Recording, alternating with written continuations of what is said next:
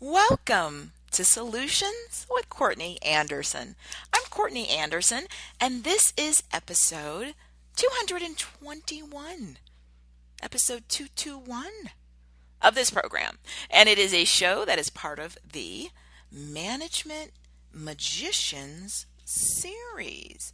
Management Magician series. This is, of course, our series where we are focusing on you, those who volunteer to serve as managers, and you are so highly skilled, you are so deft with your movements that it looks like it's magic when we see how well structured, organized, and functioning your organization is. So we are here to share your tips and your techniques to help those who may aspire to be management magicians to understand what things they can do to achieve and sustain the status of a management magician, where literally it looks magical. People doing their work, communicating, collaborating, being of service to the organization and each other and their clients and constituents. It's amazing. So, in our show today, our specific topic is, when is the last time you asked your employees about their goals? When is the last time you asked your employees about their goals? So I'm sure you can tell that this topic is one that is very important to our management magicians, because this is the kind of thing that they have wrestled with themselves. When is the last time I asked my employees about their goals? That's the kind of thing management magicians organically explore on their own. So let's delve into this topic and see whether or not we even should ask our employees about their goals, much less when, with what type of frequency, and of course the big question, why? So I want to look at one point here, which I think is important to clarify. I am not including any instance that was related to a performance review or a performance evaluation or employee evaluation that's mandatory. Because I know that some people may say, well, I've asked them about their goals the last time I filled out that form, or that I was required to do by HR. Okay, no, we're excluding that because that was mandatory. I asked when you asked them, not when you had to fill out some form or comply with some mandatory process, but I mean, when did you do this on your own, of your own volition? And now I know that takes a lot of people who were enthusiastic about this topic and makes them a little less enthusiastic.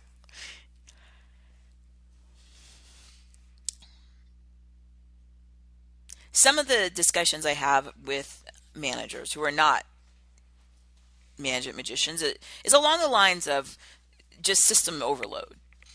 And basically, they'll share, hey, I have a lot on my plate, right? I'm expected to do more with less.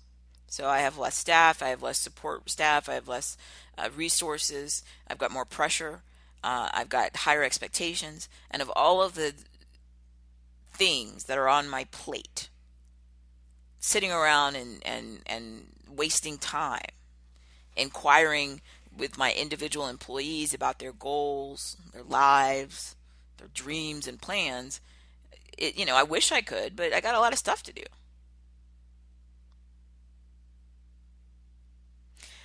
I'm going to go to an example that I often use in these shows where we talk about organizations, and when I go to examples outside organizations. So when we're talking about work in the workplace, I often talk about other types of situations where we are managers when we're not at work. And I will frequently use examples of family units. So by family, I mean either people who are related or people who just have such a close relationship that they either share a household or they share decision making or whatever. There's no limitation on what I'm referring to, but people who are involved in each other's daily lives. And especially for people who are involved in raising children, which is one of the most admirable endeavors anyone can take on. So when we look at this idea of outside of a family, if I asked a parent, right, a parent or a grandparent, any type of caregiver, a foster parent, and I said, hey, when is the last time you asked your kids about their goals? Would they be equally reasonable in making the similar assertion that they have a lot on their plates? If they said, hey, again, sounds, in a fantasy world, I would ask them and my kids about their goals all the time. But I have my full-time job, and then I have to commute, and then, there are bills to pay, and I've got my health issues. We've got to deal with, the car broke down. I've got my elderly, grandmother who's got some medical problems and other issues. I wish there was time in the day for me to sit around and just sit and chit chat and ask my kids, hey, kids, individually even, hey, kid, what's going on in your life? What are your goals? What do you want to do when you're 13 years old? What are your goals? I wish I could, but I barely have time. From the moment I wake up to the moment I fall asleep, I'm going, I'm running, I'm here, I'm there. I barely have time for myself, much less this extra time to sit around and ponder, right? What's the outcome of the parent or caregiver who says, hey, I wish I could. In an ideal world, I would. There are only 24 hours in the day, and there's not time now to do all the stuff I have to do, so there's not time at all to be able to do stuff that I'd like to do. And I'd like to be able to sit around and do this, but I don't have the ability. If there's food on the table and other things that are more important in terms of priorities that come ahead of this, then that's going to have to be the sacrifice. Okay, what's the outcome? What's the outcome of the parent who says, I wish I could, but the honest truth, reality is too much on my plate, not able to do it, it doesn't happen. What's the outcome? It's not destruction. It's not that, it's complete obliteration, because some kid never had a parent or caregiver ask them about their goals. It's not like they've ceased to exist or something awful that they, suffer some physical malady or something. Yet, have you ever known anyone or had any firsthand or experience through, like I said, someone else who was part of a unit, a family unit, a household, and they never were asked about their goals by the people that made all the decisions, right? What we're going to spend, what we're going to do. People said yes or no to things. What's the outcome when you have somebody who comes from this environment like that, where nobody ever really even asked them, what do you want? Do you want to take this class? Do you want to be in the musical band at school? Do you want to have this type of career? What's the outcome? Now, of course, I'm not saying that it's, again, but it's some,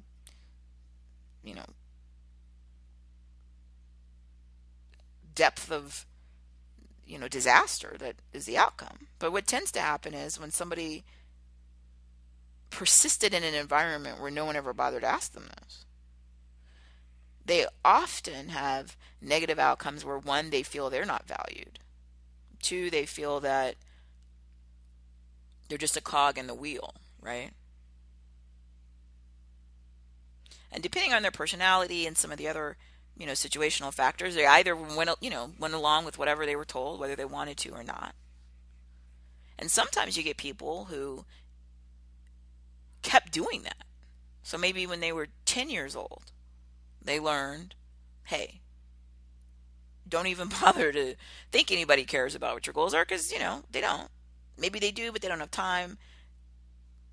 So keep that to yourself. And maybe now they're 50 years old, and you would think, well, heck, that's been 40 years for them to, learn that their ideas matter, learn that their goals are really important, because if you don't articulate your goals, how on earth are you going to be able to surpass them? That's one of the things that I share in all my, programs. One of our fundamental principles of the show and everything, that we do. Surpassing our goals, right? How can I surpass them if I don't even know what they are? And if you deny articulating your goals for long enough, right? You just keep them hidden somewhere in the back of your mind.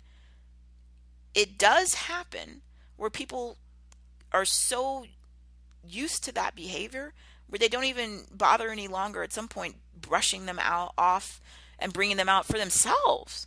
They're just so used to subjugating whatever their goals are to whatever they were told to do, or whatever the greater goals are of the group.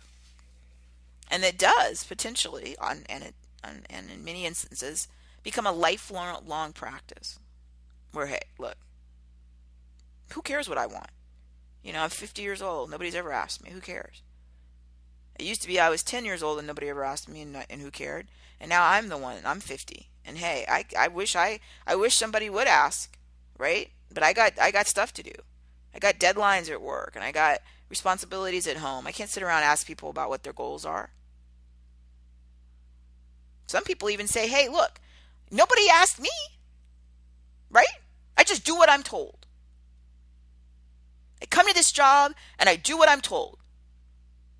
So I wish I had more staff. I wish I had the ability to provide, better service to my client or customer or constituent. But I don't. I just do what I'm told. I'm just a cog in the wheel. And at home, yeah, maybe there are other things that when I was a kid I would dream about doing. But this is the life. And this is what I do. And I go to sleep and I get up and I do the same thing every day. And I don't have the luxury of sitting around asking about goals. Because this is it. If somebody believes that their goals don't matter, then over time, it's possible and probable they'll start to interpret that as extrapolated out that they don't really matter. And if you deny yourself the fundamental intrinsic value that you have as a human, that you do matter and what your goals do matter, if you deny yourself that long enough, people end up in that situation where they even become, resentful. How dare somebody talk about their goals? Really? I never got to share my goals. I didn't want to do that stuff when I was a kid, and I had to, do what I'm told. Now I don't want to do this stuff now, but I have to, do what I'm told. And even the idea, that you're going to sit around talking about wishes and dreams and goals, they don't even like the idea of it. In terms of outcomes, again, it's not something that's going to destroy the person in terms of existing. They do stuff. It does inhibit their ability, if you're looking at innovation and creativity and passion, because it's difficult for me to be passionate and creative about things that I don't really care about. And if I view myself as simply a vessel at the disposal of other people, right? So maybe people who get in this mindset, they feel that their goals don't matter, but they do understand that other people's goals matter, right? So whenever it's that person who says, hey, at work they cut my staff and then they increased my, requirements. Clearly they don't care about me now, but they care about themselves, right? And that's also part of that friction and that resentment. The idea that I'm a cog in the wheel and all I am is just a means to an end for other people to get their goals. But that other people do have goals that matter, just not me. Maybe the big boss, or, the senior person at the agency. Maybe some rich person or somebody a celebrity or, athlete I'll watch on a TV game. Maybe they matter, but I don't matter. And when we get into that situation, and we talk about, our principle goal in this and everything that I'm doing in these programs. So this show, this is the 221st one of these shows. We have our companion video show.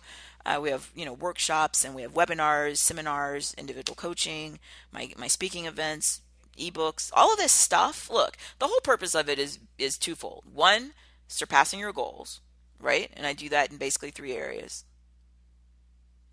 Business, what this is, legal, which just touches on a little, and life, because it's all one big framework. And that's all I do.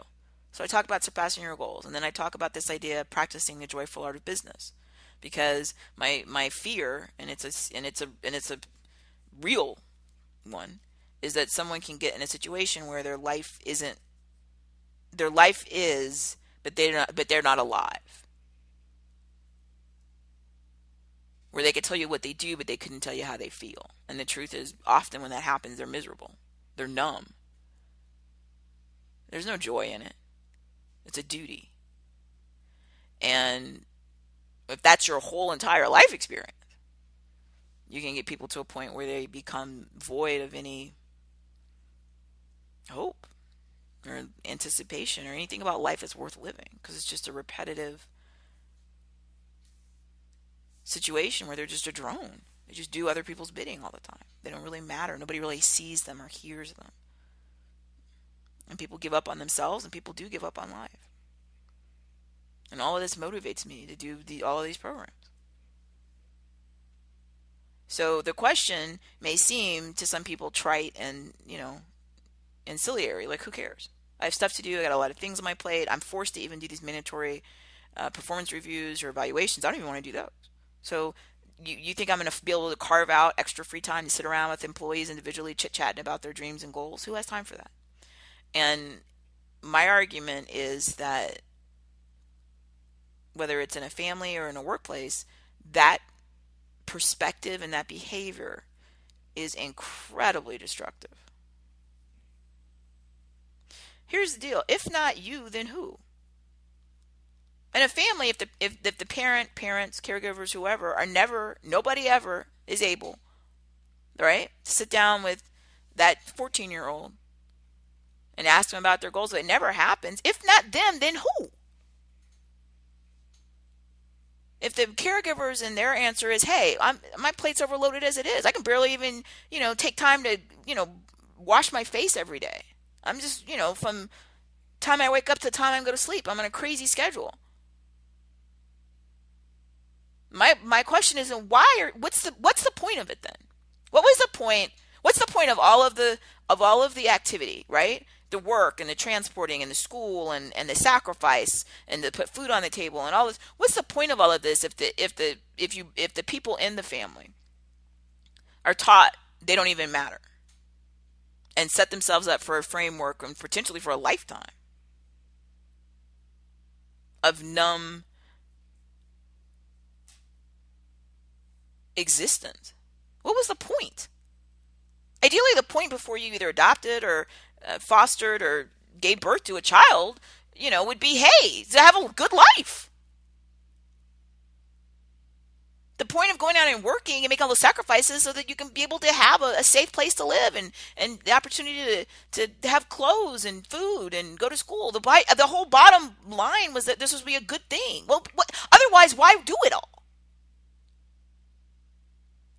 And if it's not anyone within the unit that's in the leadership position, that's the one they can ask. If not the parents, then who? Nobody will.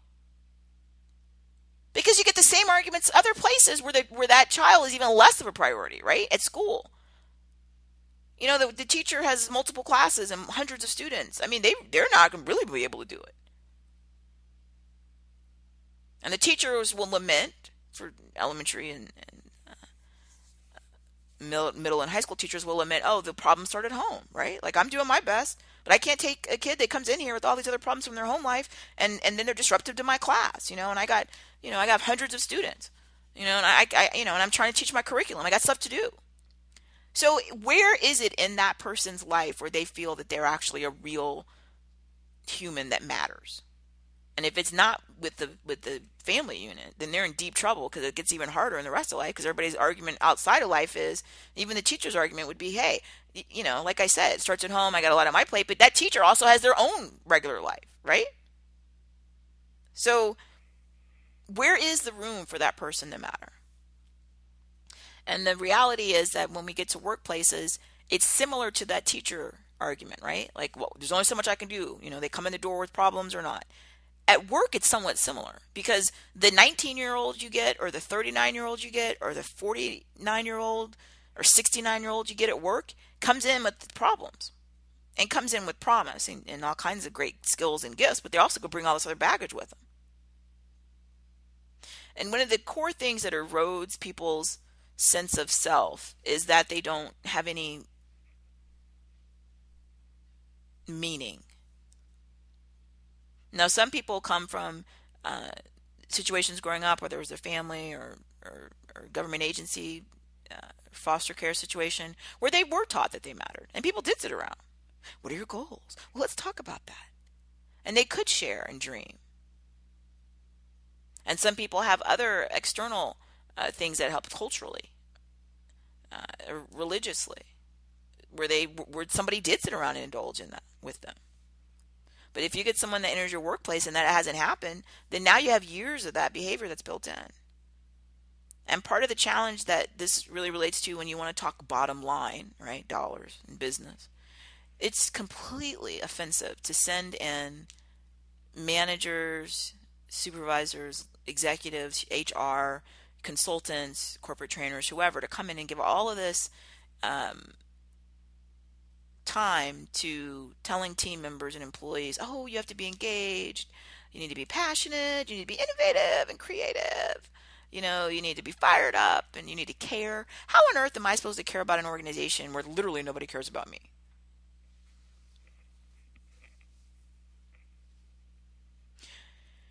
We have a series in this show, because I've been in education, in higher education, for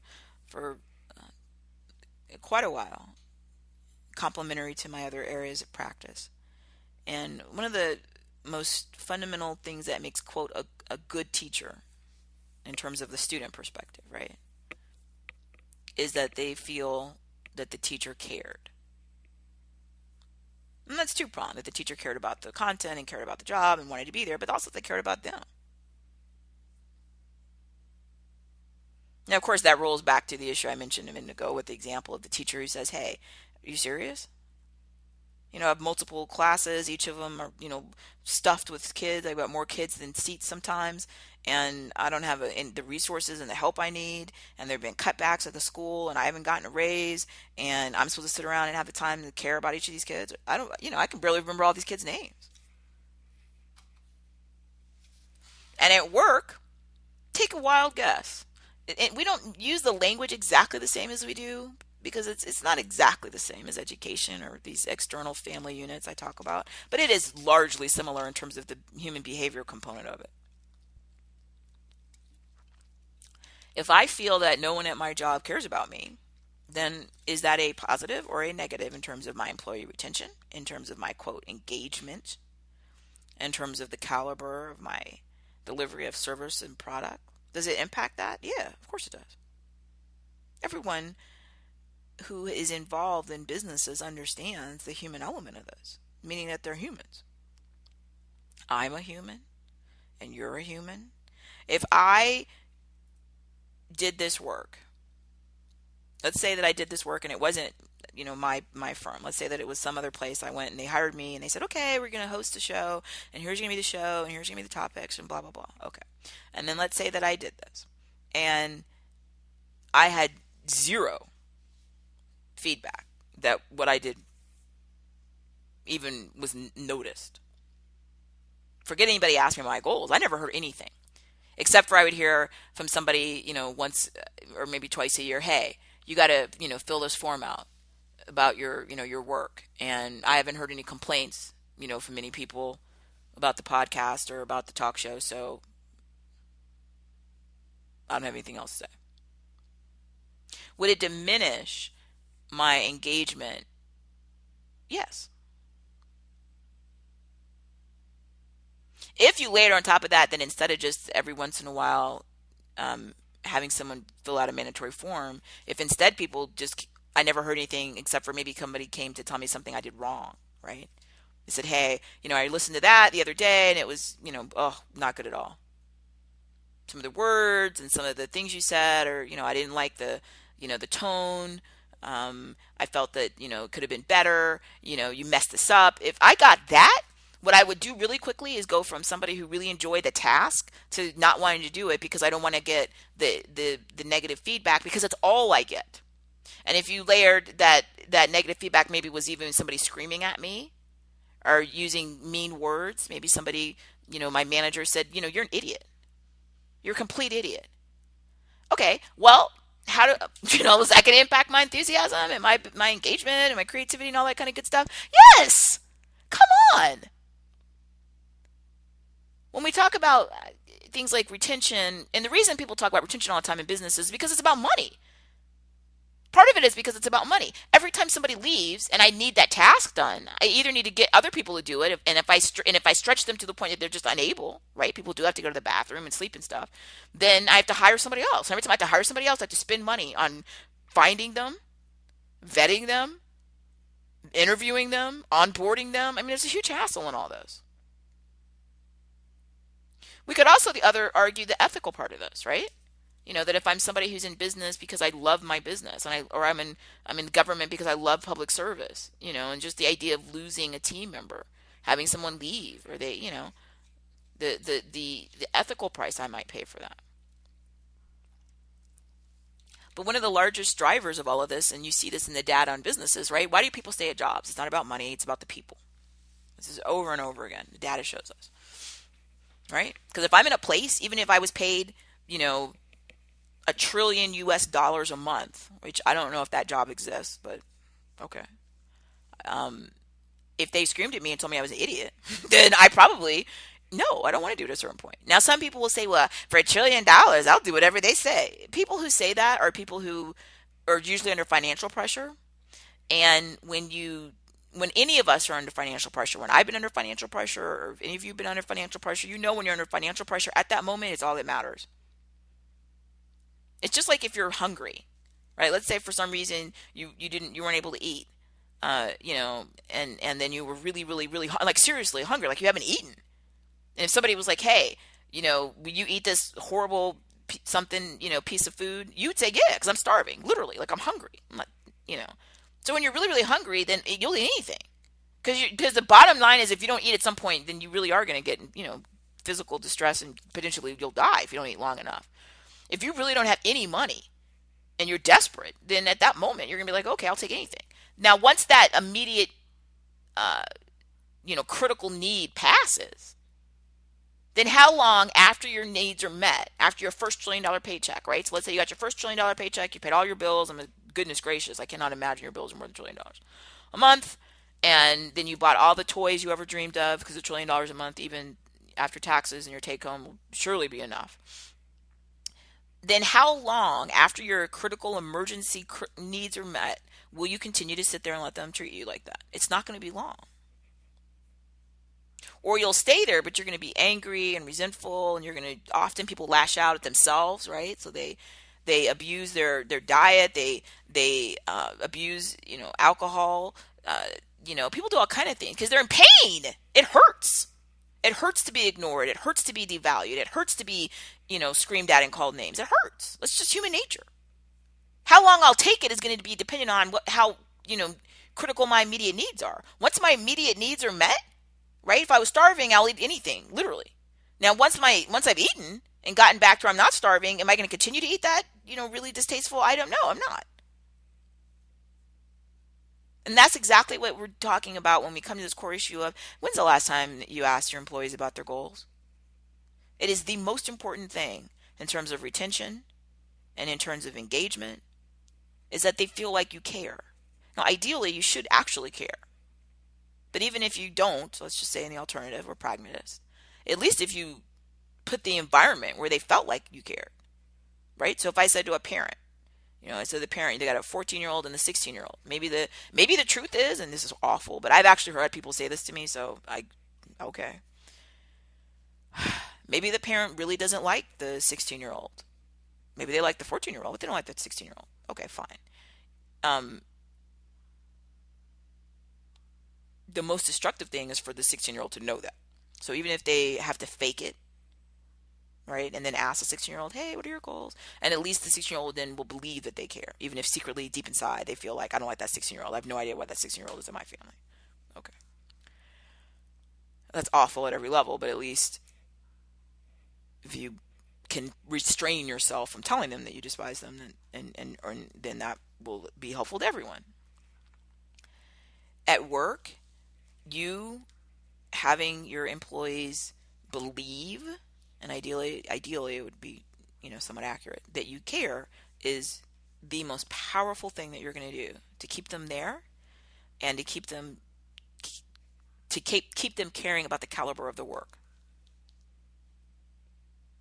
All that stuff, all that human stuff, right? That they disappointed you or they don't want to let you down or all that kind of, that's what motivates people.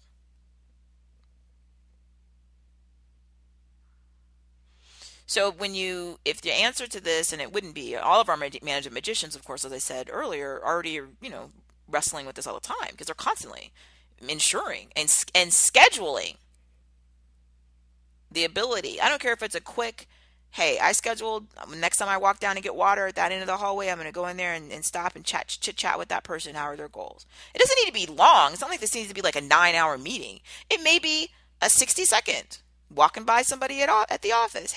Hey, Frederic, how are you doing? I'm doing all right. Thanks for asking. Frederic, I remember you said you were fishing last month, right? How'd that go? Oh, yeah, thanks for asking. Yeah, well, getting there was kind of a hassle, but, once we were there, it went really well. I had a good time. That's wonderful. Yeah, Frederic, I know I'm headed down the hallway, but, how's everything going?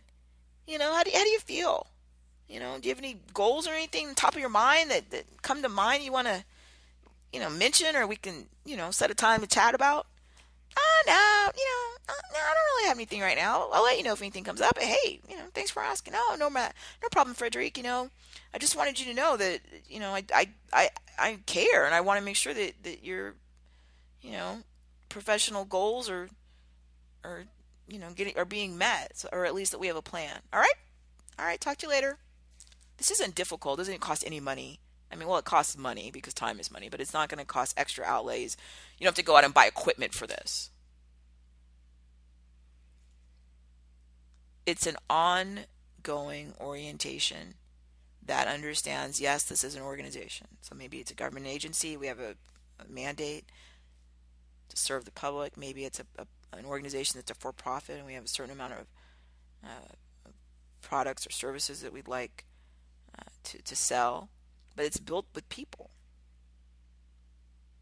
Now, when the day comes, when you have an organization where there are no people, then we'll have different discussions. Because if it's all robots and they're not to the point where they have their own intelligence, right? If it's all robots, then you don't have to ask them.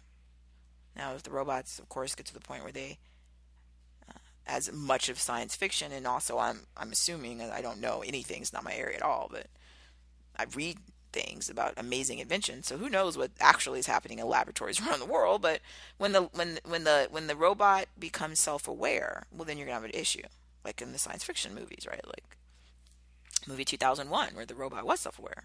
It's like, you're not gonna turn me off, right? So until that is happening, in the interim, I guess there might be a period where the robots don't need to be asked. But the challenge is you need a place that's all robots. So if you have humans who then run the robots and repair the robots, you still have humans. Yeah, I don't care if let's say it's a manufacturing environment, and all of the manufacturing is done by the robot, and you have, a manager or executive, and then you have to have repair humans usually, until, of course, that the robots are able to be self-aware and also self-regenerating, or, repair themselves. Until that happens, you still have humans. I don't care if it's only 2 humans. I don't care if it's the executive that owns the entire organization, and then robots, and then a repair person. That's still 2 humans. So all this is still going to matter. The executive should ask the repair person, hey, what's going on? Hey, yeah, what's going on? Just wondered, how's everything going? Just your goals, you're doing, just checking in, making sure there's anything that you want to let me know about. We can, set a time to have a meeting if you want, or just a quick chat, a conference call, or anything, just checking in. So my point is, until you get to the point where there's no humans, then this is going to be an issue. I don't care if it's just the two humans. And honestly, if there's only one human and then robots, you're also still going to have this because that one human needs to be asked by somebody somewhere. I don't care if it's a shareholder or somebody. How do you feel, right? What's going on with your goals? Because they're human still. So, and then of course, like I said, in my complete extrapolation of what could potentially happen in the future, when the robots become self-aware, then you have a whole other problem because then they're going to want you to ask, what about your goals? So you have to do this. I didn't say you should do this. I said you have to do this. If you do not do this, you're creating an environment where people are on a daily basis emotionally abused.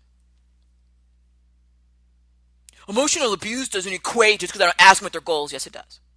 Look, hey, here's the deal. I said when's the last time? So honestly, this could have been the thing where, you walk down the hallway and it was, 30 months ago and you asked the person, about their fishing trip and asked about their goals. The deal is that people don't need a lot of this. And people's needs are going to be different depending on their whole family of origin and their personality and mental health and all of that. But in general, it could have been one time. They'll remember it. Right?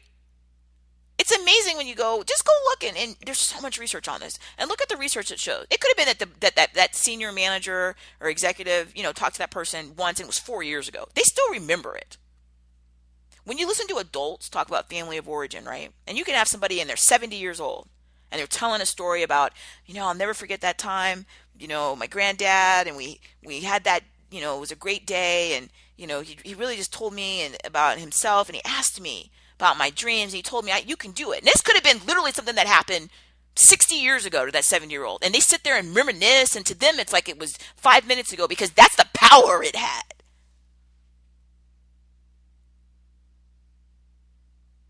And it may seem hyperbole, right? Well, one 90-second thing or an afternoon in a life is going to matter. Yes. Yes. The entire trajectory of someone's life is made or broken in those little moments. Yes. Even if it was a parent who did have, and it's not an argument. They really did have fully full plates. If they went to that kid and said, my schedule, I'm up before the sun comes up and I'm gone all day working and then I have to work off site sometimes and then I come back but you're so important to me. We're going to have a special lunch. It's not going to be for, a few months now, but I want you to know about it. People will look forward to that. Like it's everything. It's not, I said, when was the last time? It isn't, ideally to say, hey, I wish I could do it more often. Okay, I get that. But the fact that you did it, it means so much. And if you say to somebody, hey, this is important to me, meaning you're important to me. Your goals are important to me. And people aren't irrational. They can see that you really are doing all this stuff, right? You're working and you're deployed and you're doing all this. They get it. And they're fine with that. Because they know that you do care and that when you have the time, you made the schedule or you made a commitment that we're going to do this when I get back. It may not be for a year. Who knows? But they're looking forward to it. And it's something that people carry with them. Honestly, whole lives are made or broken in these little moments. It's the same thing at work. I get it that, in your regular day-to-day life, am I saying that we have to be able to schedule the time to go through and talk to every single person? No, of course not. It's not even logistically possible. But the fact that we reached out, yeah.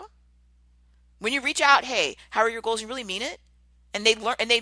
That this isn't some sort of a weird trick. You're not trying to, I don't know, ask them weird questions and use it against them later to document for disciplinary action. You really do care. Like it's just a real thing. It's an investment in them. That's why I said it's not part of this mandatory thing because the mandatory thing you have to do. The asking them thing is not mandatory. It is in my mind. If you really care about yourself, your own mental health, your business, about making money, about serving the public, about the greater good, and about other people. But if you show them this, then everyone's personality is different. Some people you'll really sit down and you'll think, I didn't really say much to them at all. I asked them how they were doing. I talked for like 20 seconds. They said that they, really appreciated it. Didn't mean anything. Later, you'll get these heartfelt, feedback notes that it meant so much to them that you cared. And you're thinking, I didn't even really say much. The point is that you stood there or you were on the phone or on the email or instant message. I don't care how it was done, but you reached out to them individually to show you matter. And because people have different personalities, some people, honestly, they don't really have anything else to say. Like, okay. But the fact that you care enough about them, they remember. And then you know what? If the organization cares about me, I care about it. If this family cares about me, I care about it. If this company cares about me, I care about it. If this agency cares about me, I care about it. People literally will do everything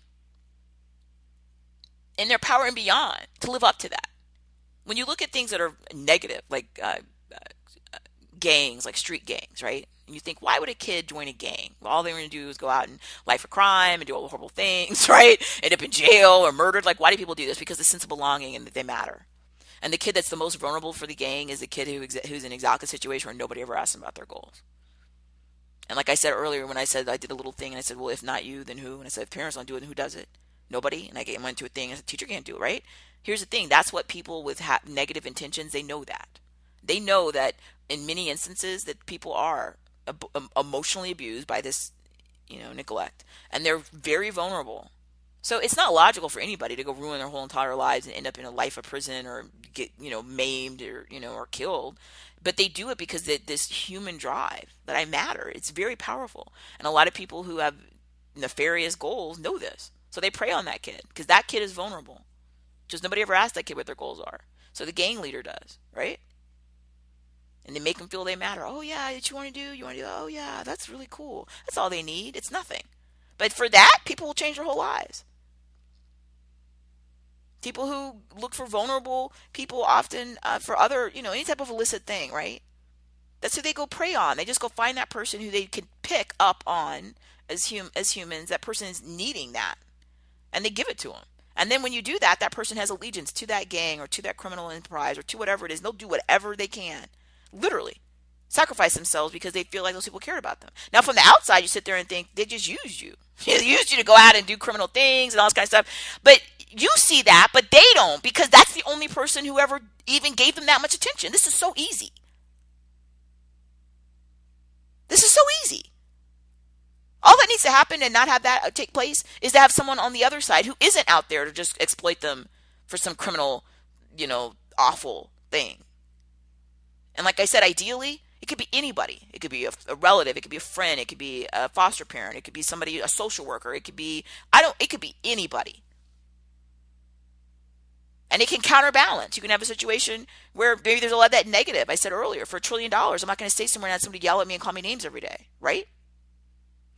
So even if you're in a situation where somebody is being abused, yelled at or screamed at or physically abused, you could have that one person, maybe that one aunt or that special cousin or the neighbor down the street, or that one teacher. How many of these examples do we have, right? Where that one teacher was the only teacher, and it wasn't the teacher only, but the only person in that kid's whole life that ever cared and changed that kid's whole life. And yes, that one manager. And it may sound so just ridiculously burdensome. How can a teacher feel like their whole like this life, in their hands with all these kids? How can a manager feel with all these people? But that's what, as humans, that's the price we pay. And that's also, I think, the benefit and the gift we have of being alive. Be that person. I did a show early on in this series, in this whole show series, about being of service. And I talked about how, it's hard. I have bad days. You have bad days. We all have bad days. And my really horrible bad days, I try to limit my exposure to other people, right? Because I know I'm having a really bad day. And that the things I'm upset about or having a bad day about have nothing to do with other people, but they might interpret it that way, right? And I also work really hard to try to do everything in my power to have as many good days as possible. And then when I'm in regular life, I'm at the store, and I'm buying something. I do try to smile at people, ask them how they're doing, seriously. And then listen what they say. And then follow up. So I say, how are you doing? Oh, yeah, I'm doing all right. Yeah, you're, that's a great tie you're wearing. Oh, this tie? Well, thanks. My grandson gave it to me, and he was visiting from Ohio. Really? Yeah, Ohio's great. Yeah, a little chilly in the winter. You just listen and talk to people. You know why? Because you never know when.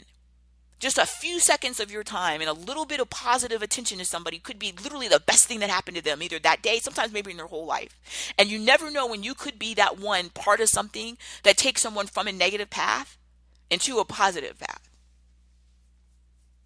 So why not?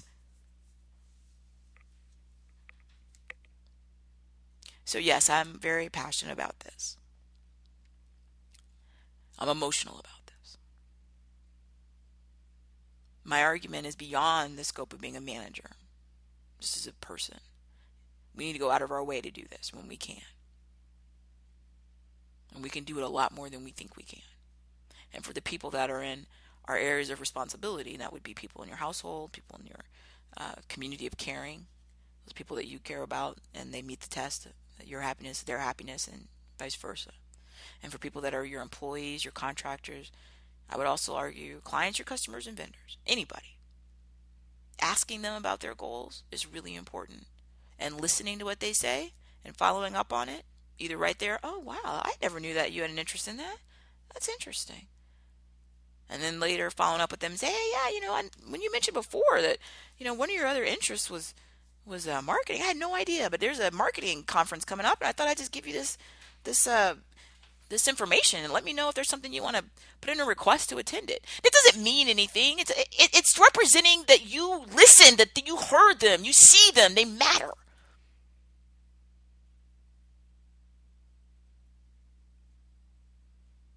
And of course, as we move to the conclusion here, all of this is predicated on that your goals are inquired about. You're not able to do any of this if your needs aren't met. An example I gave earlier where I said somebody was, they were 10 years old and their needs weren't met, and they're 50 and their needs have never been met, and they get really stuck in that space of, I don't have time for this. Wish I could. Nobody ever asked me. And they're so numb and angry and shut down emotionally. Of course they're not able to do this. But my point, they're not able to manage anybody, a family or work or anything. And they're going to have to work harder to step up and make this a priority for themselves. And they're going to have to find somebody to do it. They're going to start with themselves. They're going to look in the mirror. Hey, what are your goals? We have a lot of programs where we talk about all kinds of things about this, right? Starting to care about yourself. Starting to understand, hey, maybe there are no other people external to you, but you're a human, you count. We're going to start with you, and we're going to get on a pattern where you're going to start treating yourself all the time. Your goals matter. What do you want? How do you feel? And we're going to start turning around this situation where we feel that we're just, again, a cog in the wheel. We're not a fully sentient person. We are.